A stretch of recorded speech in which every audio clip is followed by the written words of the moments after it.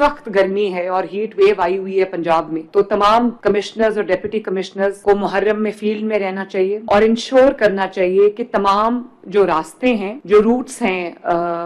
जो जुलूस होंगे, तमाम रूट्स पे ना सिर्फ ये कि ठंडे पानी की कदम कदम पे सबीलें होनी चाहिए, शरबत की सबीलें होनी चाहिए, बल्कि उनके जो रूट्स हैं उन पे पानी का छिड़काव होना चाहिए, रूट्स के ऊपर साइनेज लगी होनी चाहिए ताकि लोगों को ये प्रॉब्लम ना हो, और रूट के रास्ते से जितनी भी अगर कोई डेब्री पड़ी है, कोई कंस्ट्रक्शन मटेरियल पड़ा है, तो उसको क्लियर करना, जो रास्ते की रुकावटें हैं उनको दूर करना, और अगर कोई खुले मैन होल्स हैं उन सबको आज ही कवर करना। मैं डिप्टी कमिश्नर्स अपने असिस्टेंट कमिश्नर्स को भी वार्न कर दें कि मुझे कहीं कोई खुला मैन होल, कोई खुला सूएज होल, मुझे ड्रेनेज कोई कहीं नजर ना आए। तो जो रूट्स हैं उनका मैंने आपको बता दिया है, क्रिटिकल एरियाज का बता दिया है। रूट्स के ऊपर हमारे जो फील्ड हॉस्पिटल्स हैं उनकी डिप्लॉयमेंट, हमारे जो क्लिनिक्स ऑन व्हील्स हैं उनकी डिप्लॉयमेंट, रेस्क्यू 1122 की पूरी डिप्लॉयमेंट, क्योंकि गर्मी का मौसम बहुत ज्यादा है, बहुत तेज गर्मी है, सख्त गर्मी है, तो इसमें जो ठंडे पानी की सबीलें हैं, शरबत की सबीलें हुकूमत पंजाब की तरफ से फ्री,